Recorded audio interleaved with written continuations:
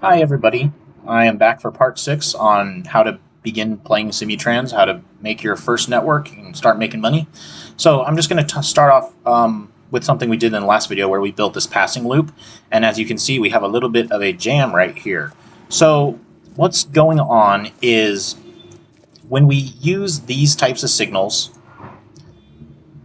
the semaphore token block signals, they're very useful, but they're a little wonky in some ways. One of them is that they have a hard time clearing the track, so all the crossing gates have to go down and be clear of vehicles before they can, before the signal will give them the all clear. So that's one thing to consider when using them. And one thing that they get stuck on a lot is these diagonal crossings of roads. And so, let me see if I can delete that. Okay, so it's not that road that's blocking it. This one seems good because the signals are down. These usually aren't the issue, the ones that are just, parallel crossings or perpendicular crossings.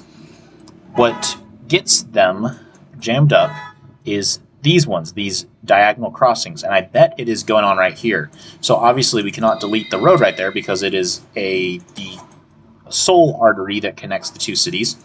What we can do is this, where we'll just build a bridge over there. And sometimes when building bridges, you want to leave enough room to build an additional track under them. That's also something to consider. So that's why I made mine kind of wide. And then we'll just do Q.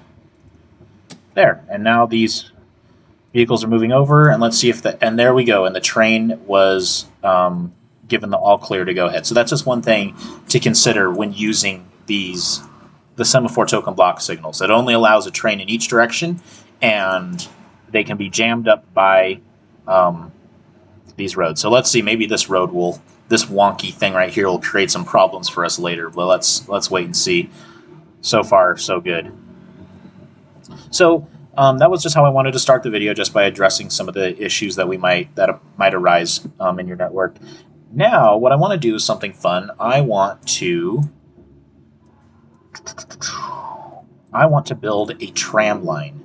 Now, tram lines are very good for connecting parts of your city with your like your main station. So here we have the dock, and like I said earlier, people who are commuting within the city want to use transit stations that are very close to them, and they do not want to walk a long time, and if it's far away, then they will not use it. And that's not really the case here, because for the ship only has one, or has a few passenger destinations, but those are all kind of far away, so people aren't going to be commuting on them. But so that means that they will choose to walk. So even this house down here, like I showed, we have the catchment area is pretty big. So a house right here, people will walk from this house all the way to the dock because they're taking a very long trip. So walking a long way is worth it. However, they will not use it to commute because they do not want to walk a very long way each day. So what I will do anyways is show you how to build a tram line within a city. And this city is pretty good. I'm going to choose to use this one because it is pretty straightforward for building a tram line. So we'll go to what I want to do first is we want to actually skip ahead in time and go to the time when the first trams are invented. Right now we have early trams, which are just pulled by horses, but those are not very fun to use because they're very slow and they're not really, that useful. So we'll go to players, click on public service. We are now the god of this game, and we can choose to skip ahead. And I'm just going to go ahead and skip ahead to 1880. No, looks like electricity hasn't been invented yet. And I really have to applaud the creators of this game for making it so accurate to real time frames and doing the research on what vehicles were invented. As you can see from the shipyard, all of these different types of ships are real. For the trains, those are all real trains that were invented at some point in time and given the same names as they are in the game. So it's 1885. There we go. So now we can use the tramways. Okay, so let's change back to our default player. go to Trams, and let's start building some tram track. So you just want to use the highest grade one. Their tram, at this point, you should be making enough money that it's not really that big of a deal to use an expensive type of train, and then that will save you some time upgrading it later. So let me explain my methods. So the way that trams work is that only a tram can only travel on one tile at a time. There can only be one tram on one tile at a time, I should say. That's true for trains, but is not true for road vehicles like buses and horses. You can see that two or more horses can use the same tile at the same time. They can use each way. But the trams cannot do that. The trams are basically little trains. But what we do have here is we have these nice roads that go parallel to each other, and they have a short space between them. So we'll go like this. We'll just make a big loop, and we want to do our best to kind of parallel the other one, so it behaves more like a real tram. It would be nice if they could make it so that two trams could operate on the same tile, which would be more accurate to real life, but whatever. And we'll just have it come up here, loop around, come back there. And later on, you might, obviously we have all these houses out here that we would want to expand to, but we don't really have the time to do that. But I'll show you what we can do, something cool. Let's make this go all the way out there. I'll show you what I'm going to do. Now, we want to electrify everything.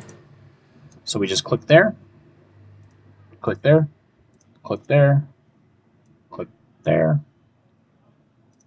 And then, what's really important, we want to go any point on here, and we want to make it make these one-way signs. So the trains will come this way, go down here, loop around, and then ride back on this track. Okay. Now, what I'm going to do to space out the trains is I'm going to have a one-way track right here that is reserved. So the train, only one tram can use it at a time, and then the other one will have to wait here for the space to become available. So we'll use the same semaphore token block signal, and that will make it so only one can travel on this length right here. But then, back here they can all pass each other. And then we'll want to end of signaling. We'll put that right there. So the tram will come up here, get the go-ahead, come up here, go back, and then hit the end of signaling sign, and then the next one, the one that's waiting, will be allowed to ride on that section of track. And now we want to build a tram shed. So we'll put a little spur right there, electrify it, and we'll pick the tram type Tram Depot Electric. And of course, what we want to do is build stations. So at the corner right here, I like to build a station. And then what I generally do is I build a tram stop every 4 or 5 tiles. So I kind of go like, okay, so here's a station right here, 1, 2, 3, 4, 5. Okay, I think that's a good space. And then you can come over here, 5. 1, 2, 3, 4. And that is because 4 tiles is 1 kilometer in the game. 1, 2, 3, 4. So I'll just put it right there. Right there. It's not super important to make it exactly, 4 or 5. But that's just what I like to do.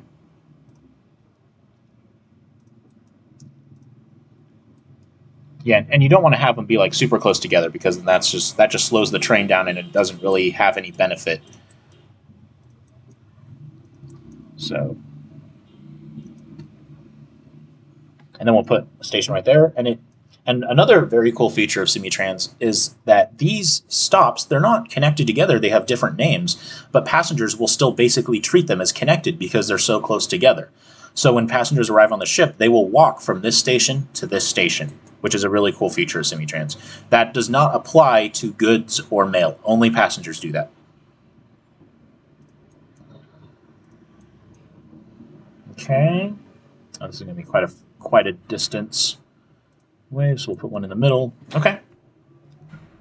All right, so now we have our stations. Oh wait, let's put one station way out here and another right there.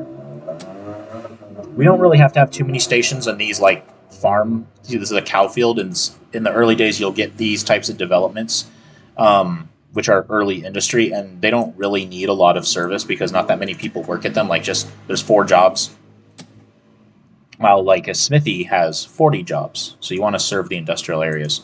But this is a nice start to our system for inner city transport. It'll connect this side to the other side. We'll get lots of passengers quickly.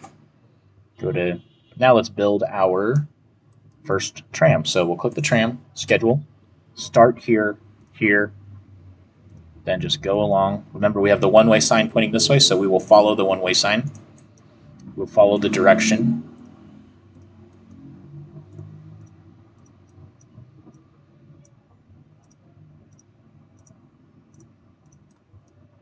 Come around.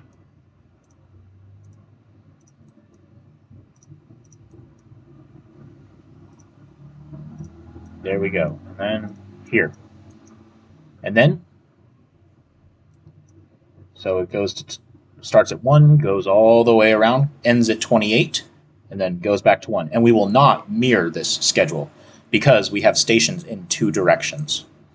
Mirroring the schedule is something you only want to do when they're using the exact same station tile in both directions, which we are not doing here, as you can see.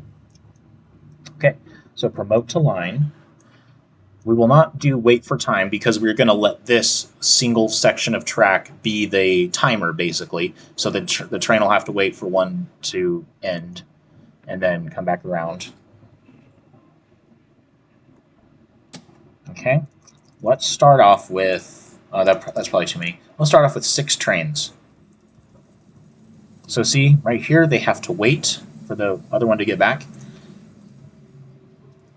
And if we time it perfectly, like if we time it with the right amount of trains, see the other one goes, if we time it with the right amount of trains, then ideally the train will not have to wait very long at all. Maybe they might even meet right here at the station, which is very good because it means the passengers do not have to be stuck on the train for a long time. So now we have 2 trains waiting.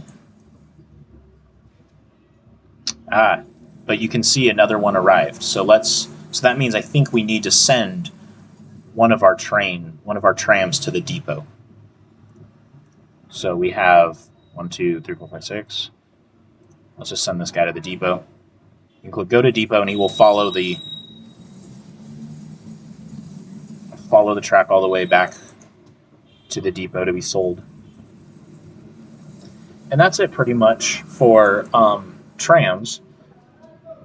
Now there's one more cool thing that maybe we can do since we're talking about inner city transport.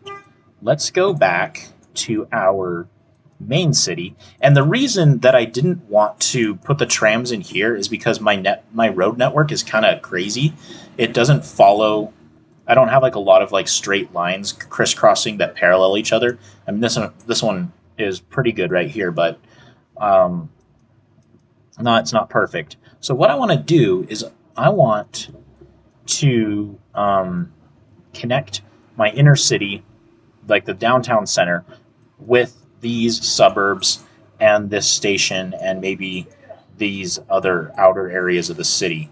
And we can, of course, there's ways to do it with the tram, which is much cheaper, and it's kind of like the best way to do it because trams, even later in the game, there will be lots of cars on the road and buses will get stuck and they will have to wait in traffic. Like the game will literally simulate, like see all these wagons going everywhere, those will all become cars and the game will actually simulate the traffic conditions and the buses will get stuck and they will not be able to move. So what you can do is build trams, and trams are, this doesn't really make any sense, but the trams can pass through the traffic easily. Maybe the game simulates them as having their own right of way on the road, but that is not, I didn't actually build this right of way. So I don't think it's very accurate. I think there should be a different way to do it. But like I said, I'm not the one that develops the game, so I cannot whine about it too much. So that's why later in the game, trams were very good for inner city transport. Um, but I want to show you the other option that we have, and that is, let's skip ahead a couple years. Time travel noises. Let's skip ahead to 1895, which is the year, or somewhere around the year, that the very first subway trains were invented. And the first subway train was, I believe it was built in London. I think it was yeah. And so when we go into our railway tools, we have the tube tunnel line that has now become available. And you'll see that we have other types of tunnels, and these other types of tunnels were available since the beginning of the game. In the early 1800s, they become available, and these are tunnels. But the thing is, these tunnels are very expensive to build. So they're only worth it in like the situations that you absolutely need them the most. So that's like the only option, and that's when you should build tunnels. But now the tube tunnel is invented, and the tube tunnel is much cheaper, and it makes it much more economical to build a underground subway line. So I will give you a very brief tutorial on how to build that. So what we want to do is we want to find a place. We need to build an entrance to the tube tunnel because we can only build the trains above ground. So I'm not going to really worry about what I'm doing too much. So let's just delete this stuff right here. Go down, and we need to build a steep entrance or a steep hill, and that is where we can build our tube tunnel. So we'll click on tube tunnel, then we click Control and click. And that will make it so just a single tube, a single track going underground is built. We can click Shift U, and that gives us underground mode. And we can see there's our single track. It's not above ground. Let's go back. Let's just use this cheap track, and let's build a railway depot electric. And then go over here, DC fourth rail electrification, because we now have these different types of electrification, of track electrification. And the subway uses DC fourth rail electrification. And now we can see, when we click on locomotives, that we have this very primitive tube train available. Later on, of course, new trains are invented, and they go much faster, and they hold more people. But this is still very good. 140 people, that's great. And only this type of train can use this tunnel. See how when I hover over it, it says may use tube tunnel. No other train. See, like this one, it does not say may use tube tunnel. This train right here that goes 60 kilometers an hour, it does not fit in the tube. So it is not allowed.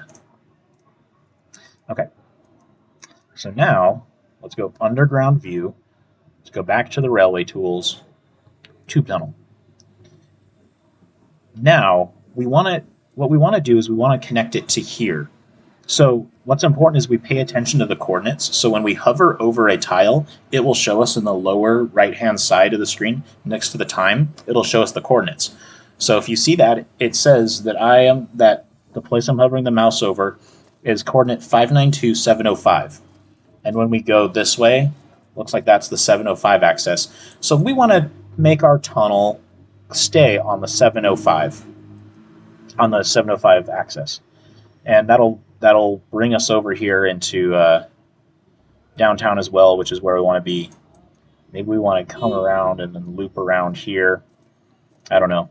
Well, let's not worry about that too much right now. So then let's drag we need to have tube tunnel selected, and then we can just drag. You can see that it gets all wonky, and if you hold Control, then it will go in a more straight line. So let's see, 705, is that what we said? Yes, so there, now it's at 705, so when we do go this way, 705, we go this way. Oh, what? We can't go any further. Huh, that's weird. That's because the tube has to be 2 height levels under the surface, at least 2 height levels. And we can see that this area is going to be probably 1 height level. But so what we can do, we can go Landscape Tools, build artificial slopes, and it lowers the track. Is that enough to go under? Oh, no, not enough, because there's a river right here, so we'll need to go one more under. So it's expensive, so that's why I don't think there's a huge incentive in the game actually to use the subway tunnels. But it's still a very cool, thing to do. You cannot do this in OpenTTD or anything. So let's have it go all the way over here. Let's look at the 705, 592. So 592 is the other axis that the station, that our train station is on. So 592, there it is right there. So when we build it right there, it is connected to here because it's directly under it. And it can also you can also click on a tile that's directly adjacent to the subway or to the train station, and it will connect it automatically. And so let's make it 2. And then let's go over here. Maybe let's count, because I like to also do these. I like to do my subway tunnels, subway stations spaced 1 kilometer apart. So that's 8 tiles. 1, 2, 3, 4, 5, 6, 7, 8. Okay, so there's our new station. And at this station, we only have the station built. We do not have an entrance. It doesn't need an entrance, but the station platforms have a very small capacity. Like if you click on it, it says that we only have 16. We can only store 16 passengers, which is very bad because we want to store lots of people. So on the surface, we need to build a station entrance. So we can delete a building. And then we have the option for the tube station. We can use any of these, really. Any station that can hold passengers. Put that right there. Okay, and now we have a capacity of 141, which is very good. Let's go back over here. Let's figure out where we want to build a station right here. Probably want to build it as close to the other station as possible. We cannot build on slopes. Okay, so there's that. Let's see if we can build a station building right there. And if you try to build one of these station buildings just by itself, it will not let you. It has to be connected to a platform first. So that's really simple, are these 3. And another thing that is kind of hard about the subway tunnels is that they cannot use the passing track method. They have to, where they just pass in the middle and then they just connect, or they pass in the middle and they just keep going on single tracks the rest of the way. So we have to have passing tracks at every station.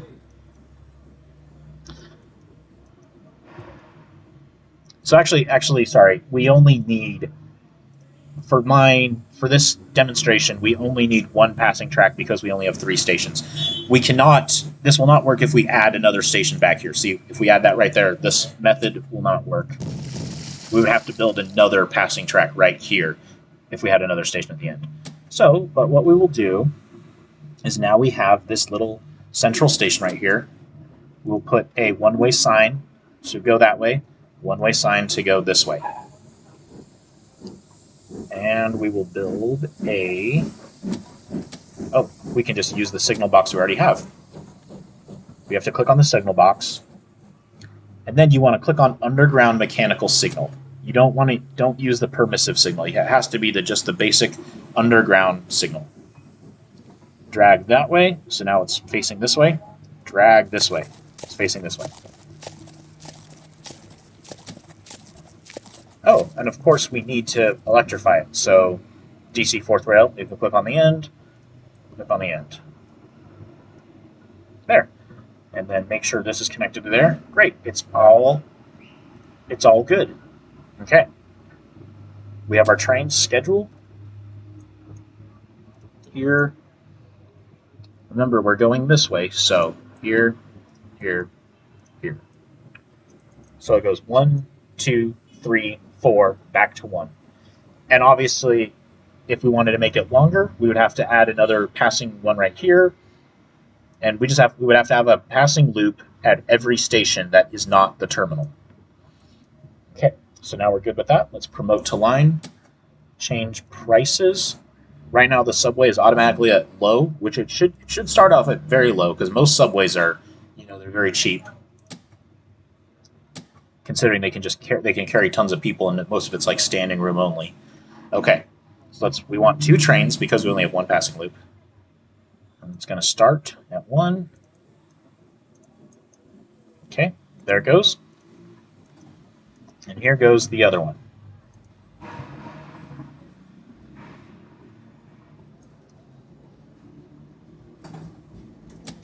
So there's the train. Hopefully it will stop. Yep, and they pass right there. Good, and it's picking up lots of people. 16 people, 64 people. And they're slow in the early days. This one only goes 40 kilometers an hour. But that's how you do it, basically. And then, of course, you can make branches and all sorts of cool stuff. So, all right, so thanks for watching.